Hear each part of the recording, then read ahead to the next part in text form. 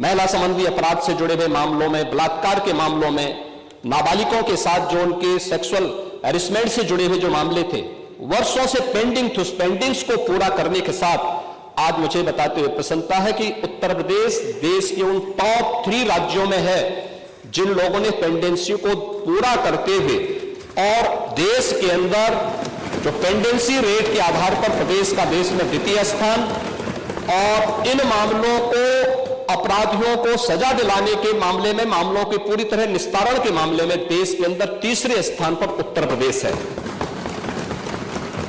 महोदय, ई प्रोसिक्यूशन में उत्तर प्रदेश देश का सबसे बड़ा राज्य है, लेकिन ई प्रोसिक्यूशन प्रणाली को लागू करने वाला राज्य भी है और इसमें देश के अंदर नंबर 1 स्थान पर यूपी का स्थान है।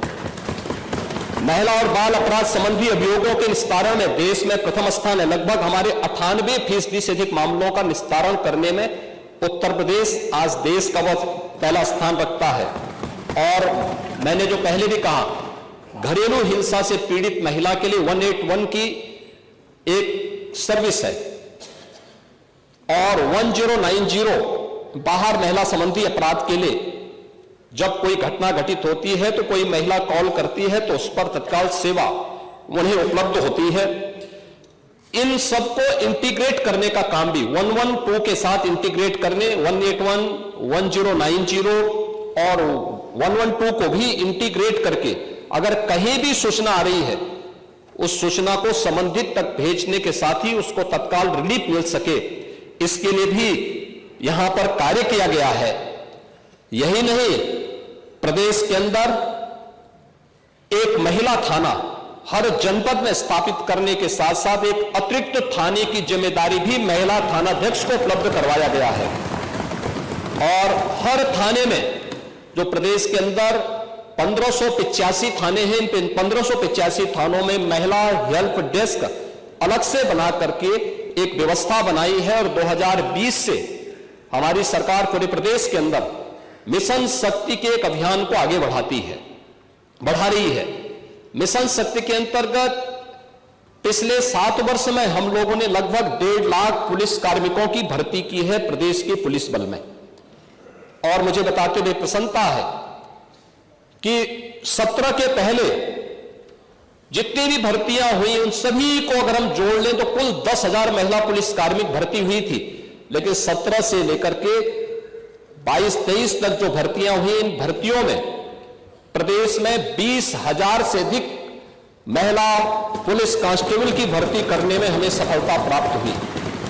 यानी आजादी के 70 वर्षों में जितनी भर्ती हुई थी महिला, उससे दुगनी भर्ती अकेले 5 वर्ष के अंदर हमने पुलिस महिलाओं को यहां पे भर्ती किया।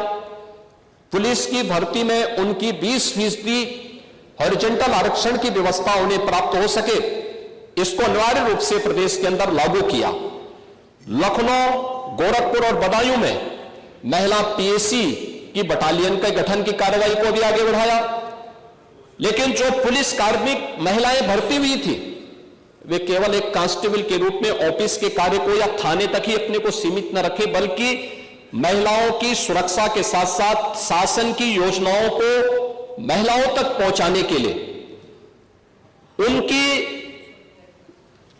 प्रतिभा का लाभ समाज ले सके, इसके लिए प्रदेश के अंदर 10,000 से अधिक महिला बीट स्टेशन स्थापित किए गए, महिला पिंक बूथ की स्थापना की गई और यह भी व्यवस्था लागू की गई कि ये महिला बीट पुलिस अधिकारी हर मिशन शक्ति के अंतर्गत वहां पर जाएंगी, वहां पर सप्ताह में एक बार जाकर के महिला संबंधी घरेलू हिंसा का हो या बाहर की सुरक्षा से जुड़े हुए कोई मुद्दे होंगे, इन पे तो चर्चा करेंगे ही, इससे संबंधित समाधान भी निकालेंगे।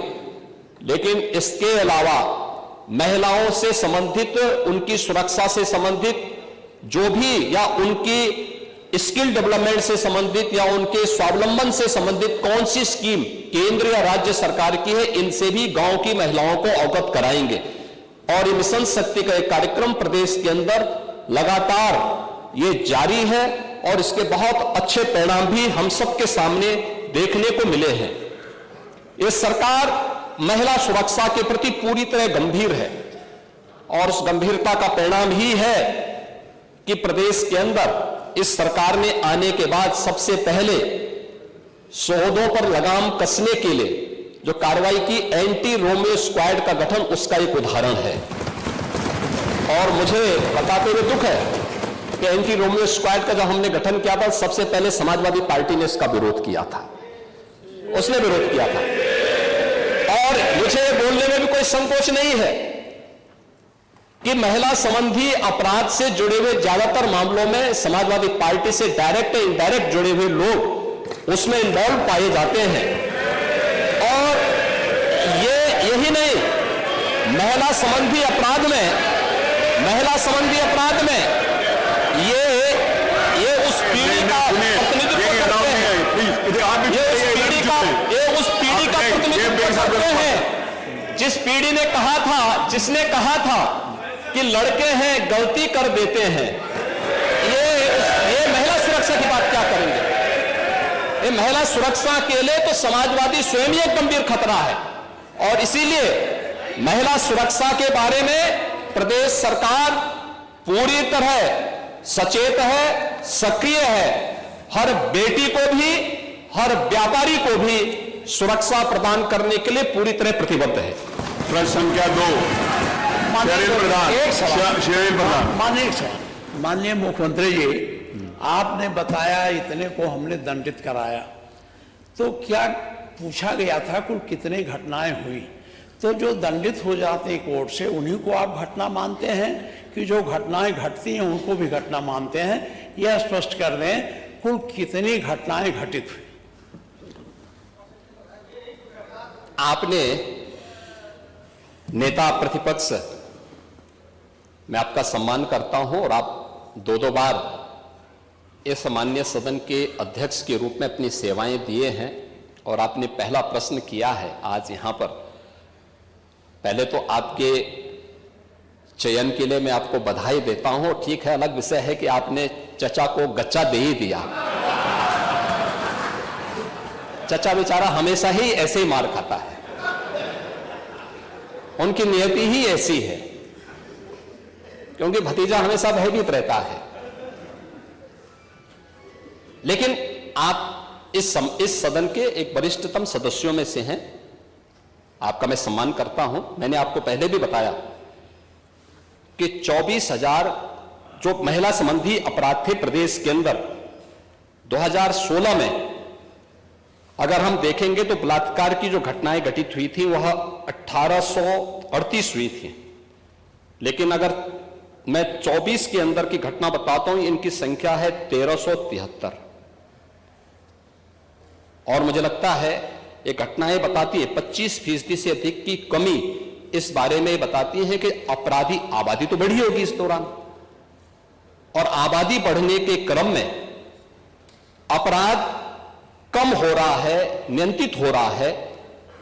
लेकिन जो मैंने कहा, महिला संबंधी अपराध दोनों प्रकार के होते हैं, घर के अंदर भी होते हैं और घर के बाहर भी होते हैं।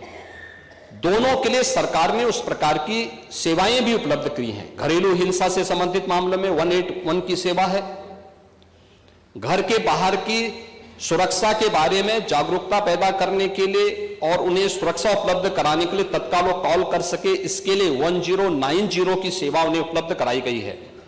लेकिन साथ साथ क्विक रिस्पांस टीम 112 इन दोनों के साथ इंटीग्रेट करके अगर कहीं भी कोई अपराध होता है, अगर इन तीनों में से किसी को भी कॉल करेंगे तो वहां पर आपको सेवा उपलब्ध होगी इसके बारे में। लेकिन इस पे समय पे चार्जशीट दाखिल करना, डिस्ट्रिक्ट मॉनिटरिंग कमेटी की बैठक के साथ जुडिशरी के साथ बेहतर तालमेल बना करके इस प्रकार के मामलों में समय पे अपराधियों को सजा दिलाने के लिए एक प्रोसिक्यूशन को आगे बढ़ाना और अपराधियों को सजा दिला दी जाए, यह महत्वपूर्ण है। उसी का परिणाम है जो मैंने आपको पहले बताया कि अगर महिला संबंधी जो उनके महिलाओं के विरुद्ध और पास्को संबंधित अपराधों में अब तक हम लोगों ने 16,718 अभियुक्तों को अब तक सजा दिलाई है।